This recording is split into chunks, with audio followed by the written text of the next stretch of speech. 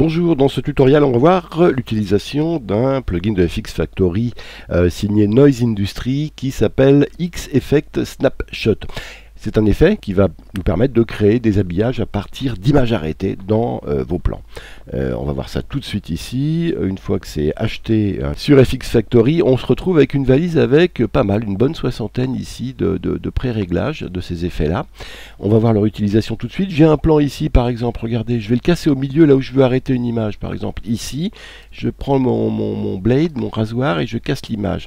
Et à partir de là, je sélectionne la bout du plan ici, mettre ma tête de lecture également dessus, et regardez, on va voir par exemple le premier effet, ce qu'il donne dessus. Et l'idée c'est que je vais avoir mon image, puis paf, tout d'un coup ça va basculer en image arrêtée sur ce type d'effet.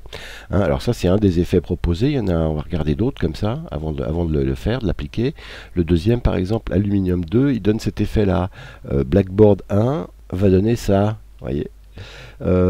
Cardboard 2 va donner ça. Alors exemple, on prend celui-là pour dire.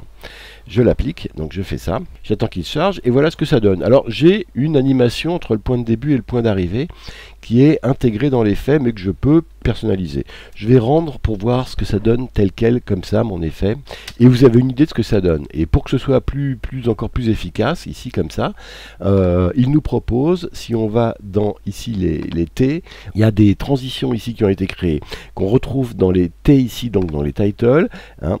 Hop, j'en ai 4. Ici, je vais prendre par exemple la troisième ici. Et pour appliquer la transition, en fait, je viens superposer l'effet juste au début ici. Et pour être complètement complet, faut aussi mettre un bruit de caméra qui prend une caméra instantanée. Donc, il faut que j'aille dans mes musiques ici. Et dans mes musiques, je fasse une recherche par caméra. Caméra. Et là, j'ai un caméra shutter que je vais utiliser, que je vais prendre et que je vais mettre en dessous. Ici, je vais faire un rendu de ça pour le moment.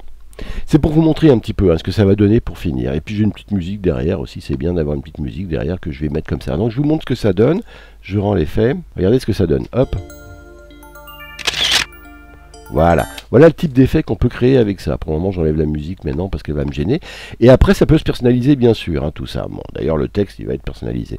Je vais prendre le deuxième ici. Alors, par exemple, je repère un endroit où, hop, il y a un petit clin d'œil. Juste après le clin d'œil, c'est là que je vais pouvoir faire une image arrêtée. Ici, par exemple. Donc, je prends ça, je sélectionne la fin du plan. Je reviens ici dans mes effets. Et je vais en choisir un autre. Par exemple, le Film Strip 2. À quoi il ressemble? On va regarder, on va attendre qu'il se charge. Dans le visualiseur, il ressemble à ça. Bon, ou celui-là, qui ressemble à ça. On va mettre le 3 par exemple. Hop, je l'applique ici. Et de la même manière, ici, avant même de le calculer, alors cette fois-ci, on va ici commencer à le personnaliser, notamment le texte. Alors le texte ici, où est-ce qu'on le personnalise? Ici. Je vais mettre ici, ça c'est mon cousin Hugues. Alors je vais mettre mon cousin Hugues. Et c'est tout pour le moment. Le mouvement, on va le laisser tel quel. Simplement, on va revenir ici dans les T et on va appliquer un autre effet de transition au début. Et on va remettre ici le même pomme C, effet de caméra. J'en ai qu'un, celui-là. On va faire un petit rendu vite fait pour que vous voyez la multiplicité et la densité. Et dans le troisième, on va personnaliser pour vous montrer qu'on peut personnaliser plein de choses dedans. Mais on va y aller progressivement. Là, dans cet exemple-là, regardez, hop. Je vais montrer la musique. Je vais monter la musique également. Donc, vous voyez, regardez, j'avais le premier. Deuxième. Effet. Vous voyez que ça peut donner, alors si je peux aussi le rallonger un peu, parce que là c'était un peu court, mais bon, si je veux le rallonger, il suffit que je fasse un pommaire, donc je fais ici pommaire, je fais, hop, je descends un petit peu, hop, je refais un petit calcul, et vous allez voir, ça va ici rallonger mon plan avec l'effet. Maintenant, dans le troisième exemple, on va attendre un moment clé, par exemple, qui est le moment aussi où ça tape dans la raquette, par exemple ici en haut, là, voilà.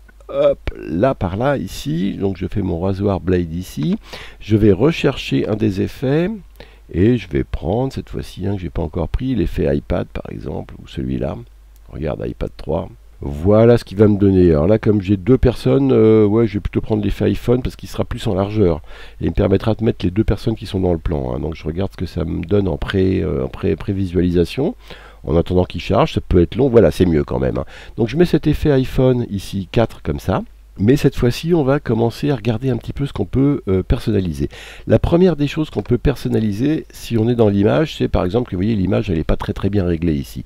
Donc on peut très rapidement régler dans l'image comme ça, de manière à avoir la partie la plus intéressante de l'image. On peut également zoomer dedans, hein, donc, mais je ferai mieux comme ça. Regardez ici, on peut prendre ce petit truc là et bouger la position de l'iPhone au départ, mais il est bien comme ça. Ça, c'est des choses qu'on peut régler. Après, on peut aussi jouer sur la dimension de l'image. Regardez, zoomer un peu plus dans l'image, ou au contraire, voilà, comme ça. Donc je vais zoomer un petit poil, comme ça, pourquoi pas. Picture position ici, rotation, je pourrais tourner. Contraste, alors on va jouer également sur l'image ici. Regardez, on lui a amené un peu de contraste. Hop, et pourquoi pas, on va jouer sur sa saturation, un peu la désaturer, un peu, voilà, comme ça. Et mettre un peu de sépia, par exemple. Voilà. Voilà tout ce qu'il est possible de faire. Et regardez, ici, on a les backgrounds. Alors, vous voyez, derrière, pour le moment, on a un petit papier Painted Wall Cream, une peinture crème sur un mur.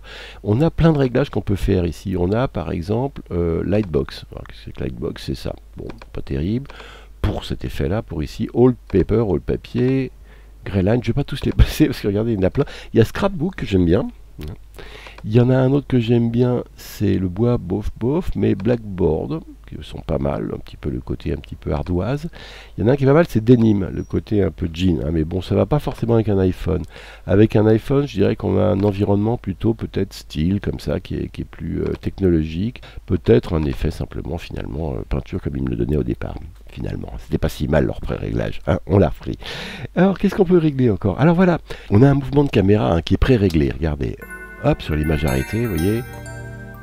Si je relis une fois pour que ce soit plus fluide. Voilà, regardez ici, ça tourne et ça avance. Donc ça se règle. Hein. Si vous voulez le personnaliser, moi j'essaie de pas trop y toucher. Mais vous pouvez. Vous mettez au début et les réglages de la première image, c'est là. Regardez, par exemple ici, je peux changer la hauteur, hein, vous voyez, de l'iPhone. Ici, je peux toucher aussi sa largeur. Et puis là, ça va être son inclinaison, l'axe Z. Et puis là, j'avance ou je recule. Hop. Donc je peux être un peu plus loin au départ, etc.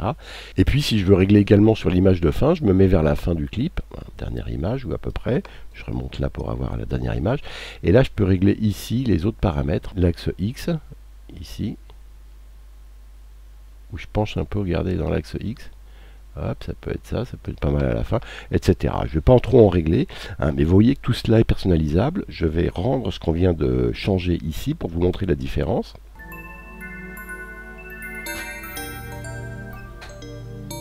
Voilà, c'est un autre mouvement. Et il y a d'autres choses qu'on peut régler encore. Je vais vous montrer rapidement. Ici, donc le background, on a vu. On peut régler l'échelle hein, du background. Ici, on peut l'agrandir. Hein, effectivement, regardez ici, hop, j'agrandis un petit peu l'échelle de mon papier.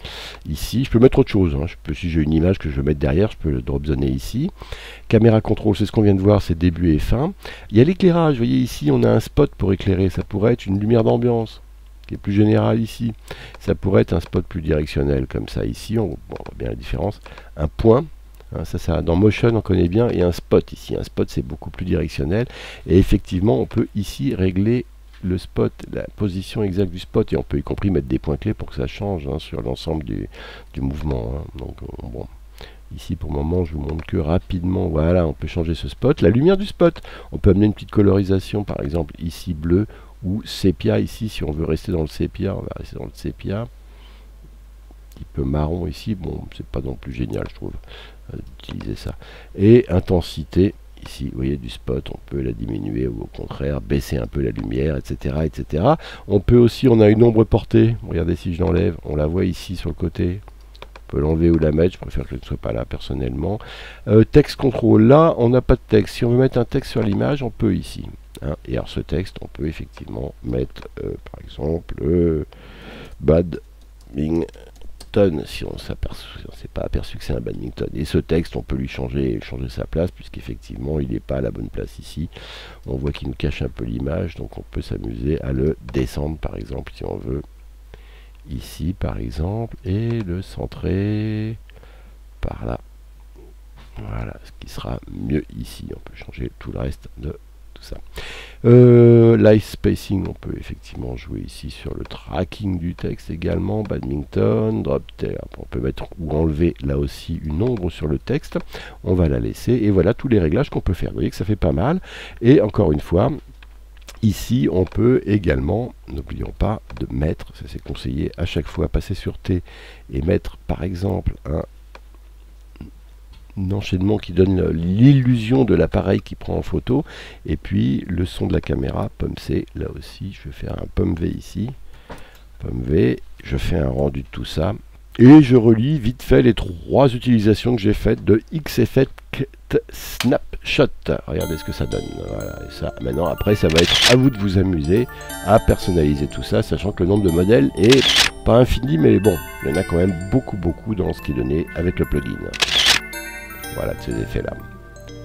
Voilà, à vous de jouer maintenant avec Snapshot X-Effect de Noise Industry, disponible sur la plateforme FX Factory. Merci, à bientôt.